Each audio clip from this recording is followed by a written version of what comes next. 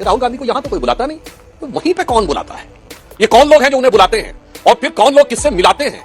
क्या वो वहां भारत विरोधी ट्यूटोरियल लेते हैं और फिर वहां से प्रैक्टिस करके आते हैं? तो मैं पूछना चाहता हूं 2008 में मधुकोड़ा जेल में थे कि नहीं, किसकी सरकार थी? 2006 में शिबू सोरेन झारखंड के मुख्यमंत्री जेल में थे कि नहीं, किसकी सरकार थी? 1997 में लालू प्रसाद यादव जेल में थे कि नहीं, किसकी सरकार थी? 1996 में बताइए जयललिता जेल में थी कि नहीं, किसकी सरकार थी?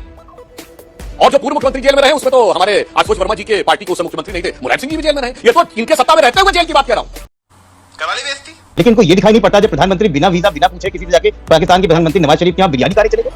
कौन से भाई साहब हिंदुस्तान की बिल्कुल वो थे, मुझे लगता है कारगिल युद्ध का कौन सा समय था और नवाज शरीफ कहाँ थे सबको पता है।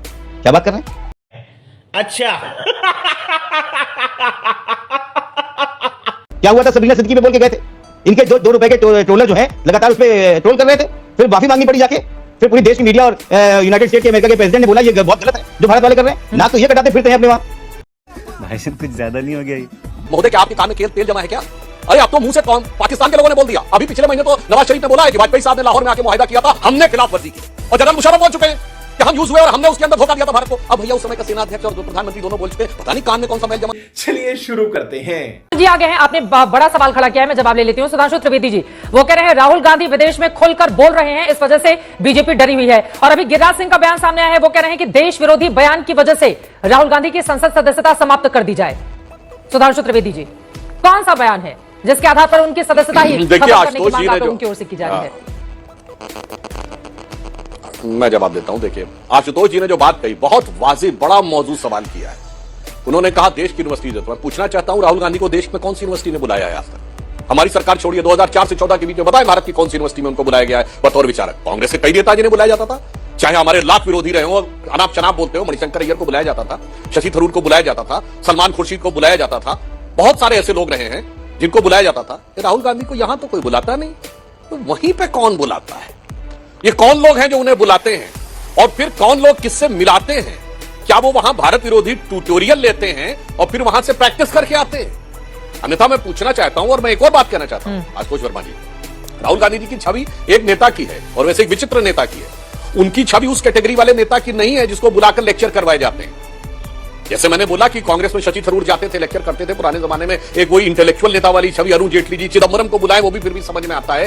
ये राहुल गांधी की तो वो छवि नहीं कि यूनिवर्सिटी में बुला के बताया जाए। फिर ये कौन लोग हैं भाई? और फिर जैसे ऐसे लोगों से मिलते हैं ऐलान उमर ही मिलती है। पन्नू की तारीफ, पाकिस्तान की तारीफ, गजब है साहब। ऐसा तो आपको नेता प्रतिपक्ष नहीं मिला होगा भारत के इतिहास में। अब मैं उसकी बात का जवाब देता हूं जो गिरिराज सिंह जी ने आरोप लगाए। मेरा जरा आप ज्ञानवर्धन कर दीजिएगा। भारत के इतिहास के पहले नेता प्रतिपक्ष हैं जिन्होंने घोषित भारत विरोधी सांसद के साथ मुलाकात की है, उस ऐलान उमर जिसको पाकिस्तान ऑक्यूपाइड कश्मीर में पाकिस्तान ने स्पॉन्सर्ड करके भेजा था अपने फेवर में स्टेटमेंट देने के लिए, जिनकी भारत विरोधी छवि एकदम स्थापित है। वो भारत के इकलौते नेता प्रतिपक्ष हैं जिनके बयान को पाकिस्तान ने यूनाइटेड नेशंस में भारत के खिलाफ प्रयोग किया है। वो इकलौते भारत के नेता प्रतिपक्ष हैं जिसको गुरपतवंत सिंह पन्नू जैसे भारत विरोधी व्यक्ति ने बधाई दी है। मेरे विचार से 1947 से आज तक जितने भी नेता प्रतिपक्ष रहे, एक ये हैं, एक हम थे। 1995 में अटल बिहारी वाजपेयी जी जेनेवा में पाकिस्तान के विरुद्ध भारत का नेतृत्व करते हुए गए थे और नरसिम्हा राव सरकार को पूरा श्रेय दिया था। नरेंद्र मोदी जी ने जब पाकिस्तान के प्रधानमंत्री नवाज शरीफ ने देहाती औरत शब्द मनमोहन सिंह के लिए कहा था तो बतौर मुख्यमंत्री गरज कर उन्होंने कहा था ये 125 करोड़ भारतवासियों का अपमान है, पाकिस्तान का प्रधानमंत्री कौन होता हमारे पीएम? सुधांशु त्रिवेदी जी लेकिन पहले सत्ता पक्ष और विपक्ष दोनों की जुबान कम से कम देश को लेकर एक होती थी ना विदेश में। अब तो ऐसा लगता है कि दोनों में ही आपस में प्रतिस्पर्धा चल रही है। मैं बाकी मेहमानों के पास जाऊंगी। आशुतोष जी मैं आ रही हूं फौरन आपके पास। एक और सवाल का जवाब सुधांशु, एक और सवाल मैं ले लेती हूं। राहुल गांधी, नेहरू जी का जिक्र करके कहा जाता है कुछ हुआ ही नहीं 70 साल में, तमाम ऐसे बयान है जिस पर मैं आऊंगी सुधांशु जी। लेकिन राहुल गांधी ने एक और बात कही है, उन्होंने कहा है कि मुझ पर 20 से ज्यादा मुकदमे लाद दिए गए इस सरकार के जरिए। मैं अकेला था भारत के इतिहास में जिसे 2 साल कैद की सजा मिली, वो भी बिल्कुल छोटे से मामले में। सुधांशु त्रिवेदी जी वो इन तमाम बातों का जिक्र करते हैं अमेरिका में। बड़े विचित्र बात बता रहे हैं, मतलब उनको यादें नहीं रहता है। आज जो हमारी कैबिनेट या अटल जी की कैबिनेट थी, आधे ज्यादा तो 1.5 साल जेल में रह चुके थे। आज बैठे हुए राजनाथ सिंह जी जो 1.5 साल जेल में रहे। तो क्या बोलने लगता है आदमी, कुछ पता ही नहीं है। और अभी कहते हैं चीफ मिनिस्टर जेल में है, इन्हीं के इसी स्टेटमेंट में जो आपको क्लिपिंग दिखाई दे रही है, चीफ मिनिस्टर जेल में है, डेमोक्रेसी खतरे में है। तो मैं पूछना चाहता हूं 2008 में मधुकोड़ा जेल में थे कि नहीं, किसकी सरकार थी? 2006 में शिबू सोरेन झारखंड के मुख्यमंत्री जेल में थे कि नहीं, किसकी सरकार थी? 1997 में लालू प्रसाद यादव जेल में थे कि नहीं, किसकी सरकार थी? 1996 में बताइए जयललिता जेल में थी कि नहीं, किसकी सरकार थी? और जो पूर्व मुख्यमंत्री जेल में रहे उसमें तो हमारे आशुतोष वर्मा जी के पार्टी के उस मुख्यमंत्री नहीं थे, मुलायम सिंह जी भी जेल में रहे। ये तो इनके सत्ता में रहते हुए जेल की बात कह रहा हूं। झारखंड मुक्ति मोर्चा रिश्वत कांड इनके जमाने में हुई। और सुनिए मधुकोड़ा जेल में गए, वो तो छोड़िए, ये कनिमोझी राजा 2011 में जेल गए, हमारी सरकार तो नहीं थी। सुरेश कालमाड़ी 2010 में जेल गए, हमारी सरकार तो नहीं थी। राजीव गांधी को 1987 में आरोप लगा, 1990 में एफआईआर हुई, हमारी सरकार तो नहीं थी। 1994 में झारखंड मुक्ति मोर्चा रिश्वत कांड हुआ, तब 33 साल से जेल चले, हमारी सरकार थी क्या? 35 साल में कोई एक लोकसभा बता दीजिएगा आशुतोष जी, जिसमें यही लोग अंदर बाहर जांच एजेंसियों में। ये बताइए, मुलायम सिंह और मायावती पे डिस्प्रोपोर्शनेट डेथ के केस कब हुए थे? बताइए, आपके नेता पर आय से अधिक संपत्ति का मामला कब दर्ज हुआ था? कांग्रेस की सरकार में। बोलिए आशुतोष। सीबीआई का केस लालू पे कब लगा? कांग्रेस की सरकार में। हाँ, अब लोकतंत्र खतरे में है क्या? तब लोकतंत्र खतरे में नहीं था, जो सवाल वो पूछना चाह रहे हैं। इतने सारे उदाहरण भी उनकी ओर से दिए गए। हाँ, देखिए चित्रा जी, बहुत सी अजीब सी बात है। भारतीय जनता पार्टी को यह तो दिखता है कि विपक्ष क्या कर रहा है, लेकिन इनको यह दिखाई नहीं पड़ता जब प्रधानमंत्री बिना वीजा बिना पूछे किसी से जाके पाकिस्तान के प्रधानमंत्री नवाज शरीफ के यहाँ बिरयानी खाने चले गए। कौन से भाई साहब हिंदुस्तान की बिल्कुल वो थे, मुझे लगता है कारगिल युद्ध का कौन सा समय था और नवाज शरीफ कहाँ थे सबको पता है। क्या बात कर रहे हैं? तो वो आज तक नहीं है, उसमें मुंह पे दही जम जाता है। अभी G7 समिट में जस्टिन ट्रूडो से बहुत बात करी। जस्टिन ट्रूडो ने खुलेआम बोला कि भारतीय एजेंट और भारतीय लोगों ने वहां पर काम किया, जिसकी वजह से जो हमारे आतंकवादियों को शरणार्थी दे रहे हैं उसका वो सपोर्ट कर रहा है जस्टिन ट्रूडो के साथ। उसके प्रधानमंत्री मोदी जी जो है हाथ मिला रहे हैं, तब तो मुंह में दही जम गया है। लेकिन आज एलओपी क्या कर रहा है वो सुनाई पड़ रहा है। और क्या लोकतंत्र की बात करते हैं? मधु गौड़ा को सरकार ने नहीं किया है। आज जो चीफ मिनिस्टर अंदर है उस पर आप चार्जशीट नहीं फाइल कर पा रहे।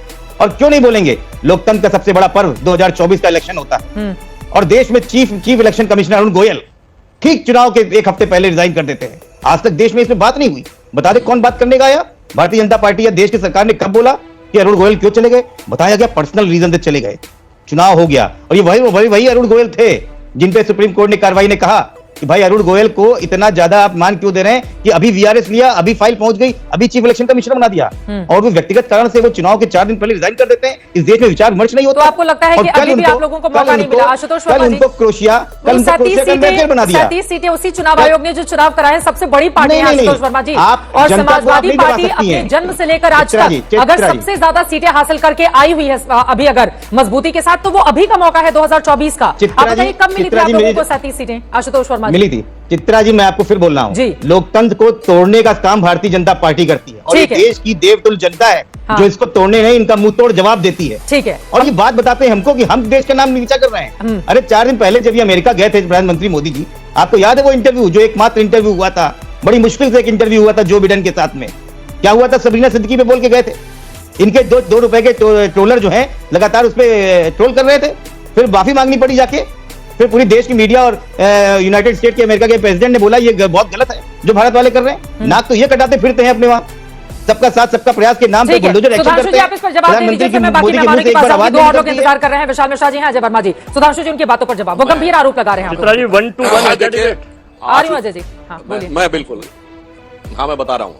अरे आपके इंडी गठबंधन के सहयोगी है महोदय, थोड़ा हिस्सा दीजिए, मैं जवाब दे रहा हूं, इनको जवाब दे दूं फिर आपकी बात का जवाब दूंगा।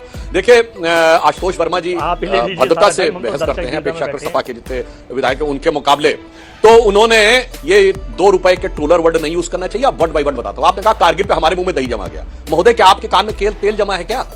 अरे अब तो मुंह से कौन पाकिस्तान के लोगों ने बोल दिया। अभी पिछले महीने तो नवाज शरीफ ने बोला है कि वाजपेयी साहब ने लाहौर में आके मुआहिदा किया था, हमने खिलाफ वर्जी की, और जनरल मुशर्रफ बोल चुके हैं कि हम यूज हुए और हमने उसके अंदर धोखा दिया था भारत को। अब भैया उस समय का सेना अध्यक्ष और प्रधानमंत्री दोनों बोल चुके हैं, पता नहीं कान में कौन सा मैल जमा है कि तो नवाज शरीफ से क्या मिलने गए थे? कोई बात नहीं सुनाई पड़ी भारत के और नवाज शरीफ से क्या मिलने गए थे कि कनाडा की सरकार। सर अपने टर्न पे बोलिए, आपने अपने टर्न से बात। अरे नवाज शरीफ को बिरयानी नहीं खाई थी मेरे भाई, मोदी जी वेजिटेरियन है और पाकिस्तान में वेज बिरयानी नहीं मिलती, वेज बिरयानी सिर्फ भारत में मिलती। और उसके बाद कितनी धूल चटाई, पटक के चटाई उरी में, बालाकोट में, भूल गए, कहानी बहुत पुरानी हो गई। अब प्लीज अपने टर्न पे बोलिए, आपने अपने टर्न पे बोलिए।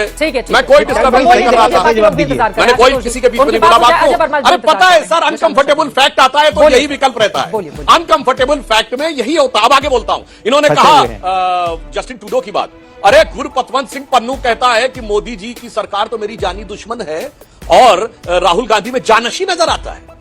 गजब है साहब, जो भारत को तोड़ने की बात करता है उसको मोदी जी की सरकार में जानी दुश्मन और इनमें जानशी नजर आता है। मैं पूछना चाहता हूं, इलान उमर से मिले, किस भारत समर्थक सांसद से मिले? मैं पूछ लेती हूं। एकमात्र सांसद है जो मैंने आज प्रेस में भी बोला है, बेंजामिन गिलमैन, जिसको भारत सरकार ने पद्म भूषण दिया 2016 में। कभी मिले उससे, कभी फ्रैंक कोलोन से मिले, कभी गैरी अकरमैन से मिले, कभी जोसेफ कॉली से मिले, कभी एडवर्ड रॉयस से मिले ना? बोलो ना मेरे भाई, इंडिया कॉकस है वहां। मैं अजय वर्मा जी से जवाब लेना चाहती हूँ। ठीक है, भारत के समर्थक है, दिखाइएगा कितनों।